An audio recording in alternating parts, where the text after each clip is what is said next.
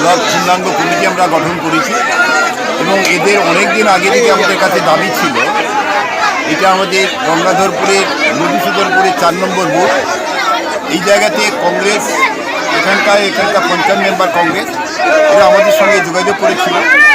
আমরা এই এখন থেকে আরম্ভ করে জানুয়ারি মাসের 25 তারিখের মধ্যে গোটা 15টা অঞ্চলে সমস্ত জায়গা থেকে দীর্ঘদিন ধরে যারা সিপিএম করতেন, যারা কংগ্রেস করতেন, যারা বিজেপি করতেন, বিজেপির হাল হকিকত দেখার পরে তাদের মোহভঙ্গ হয়েছে, তারা সবাই হচ্ছে যে তৃণমূল কংগ্রেসে যোগদান করতে আগ্রহ প্রকাশ করে আমাদের কাছে চিঠি দিয়ে আমরা অঞ্চল নেতৃত্বকে বলেছি প্রত্যেকটা বুথে বুথে কারা কারা জয়েন করবে তার তালিকাটা সাবমিট করতে এবং সেটা 5-7 দিনের ভিতরে আমরা পেয়ে যাব এবং প্রতিটি অঞ্চলে আমরা যোগদান পর্ব শুরু করব। ব্যতিক্রমী এটা যে দক্ষিণ গঙ্গাধরপুরের গ্রাম পঞ্চায়েতের একটা বুথ, অর্থাৎ এটা যে মধুসূদনপুরের এখানে 350 জন থেকে 400 জনের মতো আজকের এই সবাই এসে একটা বুথ থেকেই এটা তৃণমূল কংগ্রেসে যোগদান করলো। গোটা অঞ্চলটাকে এখন ধরিনি, অন্যান্য অঞ্চলে যেমন করা হবে এখানেও তেমনিভাবে সামগ্রিকভাবে করা হবে, কারণ মোহভঙ্গ হয়েছে বিজেপি সম্পর্কে এবং সিপিএম কংগ্রেসের কোনো অস্তিত্ব নেই এবং মমতা ব্যানার্জি যেভাবে করে উন্নয়নটা করে যাচ্ছেন, মানুষের পাশে থেকে যে কাজকর্ম করে যাচ্ছে একের পর এক এবং অনেক করেছেন, তার মধ্যে শেষের সংযোজন যেটাকে আমরা দেখতে পাচ্ছি যে লক্ষ্মীর ভাণ্ডার, এটাতে প্রত্যেকটি বাড়ির মেয়েদের কাছে এত উপজীব্য হয়ে গেছে। স্বাস্থ্যসাথী কার্ড থেকে আরম্ভ করে কন্যাশ্রী থেকে রূপশ্রী থেকে একের পর এক মমতা ব্যানার্জি যত সব কর্মসূচি গ্রহণ করেছে মানুষের কল্যাণকামী এবং এই ঝড় ঝঞ্ঝার পরিস্থিতিকে ট্যাকেল করবার জন্য আমরা দাবি রেখেছি, তিনি সেগুলোকে মাথায় রেখেছে।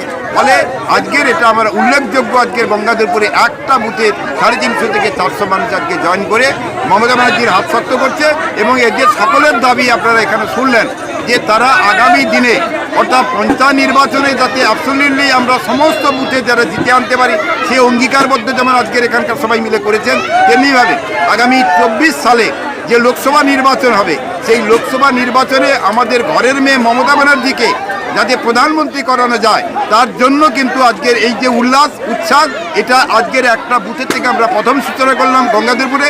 আমাদের পাথরপ্রতিমা ব্লকের মধ্যে প্রথম এই বুথটা থেকে আমরা যোগদান পর্বটাকে শুরু করেছি এবং এটা ক্রমান্বয়ে এই জানুয়ারি মাসে প্রত্যেকটা অঞ্চলে অঞ্চলে আমরা ছড়িয়ে দেব। মাননীয় মুখ্যমন্ত্রী মমতা ব্যানার্জি যে দেশ জুড়ে যে ওনার যে উন্নয়নের জোয়ার এবং ওনার যে ব্যাপক যে উন্নয়ন, সেই উন্নয়নটা দেখে আমরা ভাবলাম যে দিদি ছাড়া আমাদের আর কেউ নেই, এই অশুভ শক্তির হাত থেকে রাজ্যকে বাঁচাতে দিদি ছাড়া কেউ পারবে না, তাই আমরা দিদি দলে যোগদান করলাম। আপনি কি আগে কোনো দল করতেন? হ্যাঁ, আগে আমরা জাতীয় কংগ্রেস করতাম। কোনো পদে ছিলেন? বুথ সভাপতি ছিলাম আগে। নতুন দলে যোগদান করে আপনার কি মনে হচ্ছে? খুব আনন্দিত লাগছে এবং দিদির যে আদর্শ দেখে আমার খুব ভালো লাগছে। আপনার নাম?